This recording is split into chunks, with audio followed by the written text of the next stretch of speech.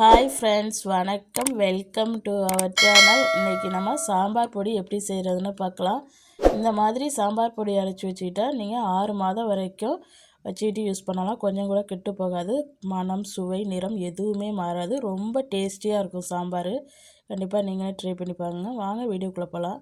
ஒரு கடாயில் 3 table spoon அளவு கடலைப்பருப்பு எடுத்திருக்கேன். இதை நல்லா செவக்க வறுத்துக்கலாம். இந்த மாதிரி நல்லா தொடர்ந்து இப்படி கிண்டி கொடுங்க. ஓரளவு நல்லா செவந்துருச்சு. இப்போ இதை எடுத்துக்கலாம். ரொம்ப கரிக்கிறாமல் நல்லா செவக்க வறுத்துக்குங்க. இது கூட சாம்பார் பருப்பு 3 டேபிள் ஸ்பூன் சேர்த்துருக்கேன். இதையும் நல்லா வறுத்து எடுத்துக்கலாம். எல்லாத்தையும் ஒன்றா போட்டு வறுத்துடக்கூடாது, தனித்தனியாக தான் வறுக்கணும். ஏன்னா ஒன்று ஒவ்வொரு நேரத்தில் வறுபடும்.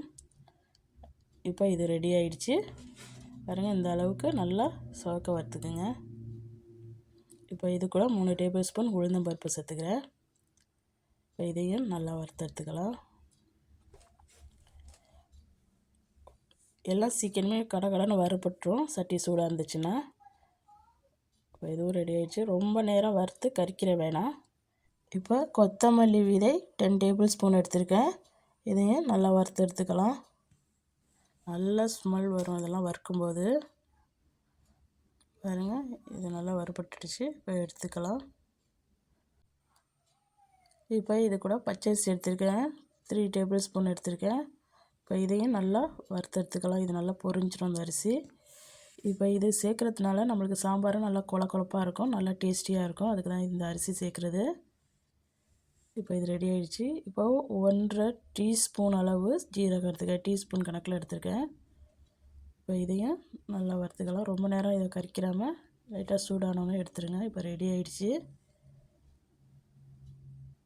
ஜீரகம் ரெடி ஆகிடுச்சு. இப்போ எடுத்துடலாம். இது கூட 1 டீஸ்பூன் அளவு மிளகு எடுத்துருக்கேன்.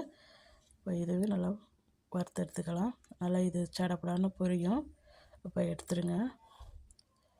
இப்போ இதுவும் ரெடி ஆகிடுச்சு. நம்ம வறுத்ததெல்லாம் இந்த மாதிரி பக்கத்தில் ஒரு பாத்திரம் வச்சுட்டு அதில் கொட்டி நல்லா ஆற விட்டுருங்க.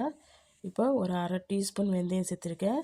வெந்தயம் ரொம்ப நிறையா சேர்த்துடக்கூடாது, நம்மளுக்கு கசப்பு தன்மை வந்துடும். ஒரு 1/2 டீஸ்பூன் கரெக்டாக இருக்கும் இந்த ரேஷியோவுக்கு.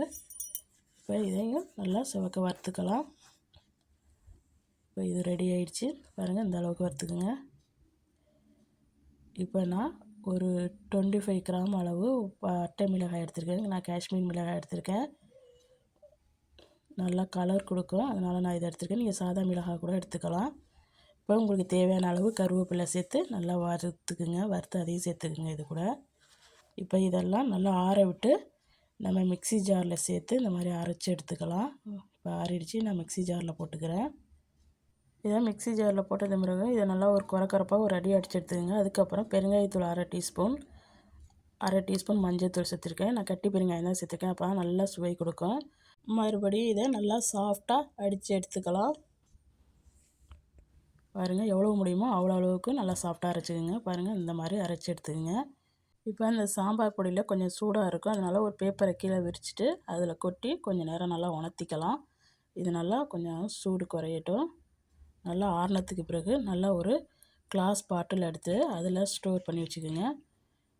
இது கொஞ்சம் கூட கலரும் சேஞ்ச் ஆகாது, மனம், சுவை எதுவுமே சேஞ்ச் ஆகாது.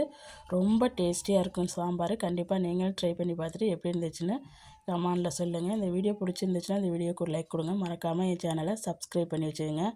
இந்த வீடியோ பார்த்த அனைவருக்கும் நன்றி.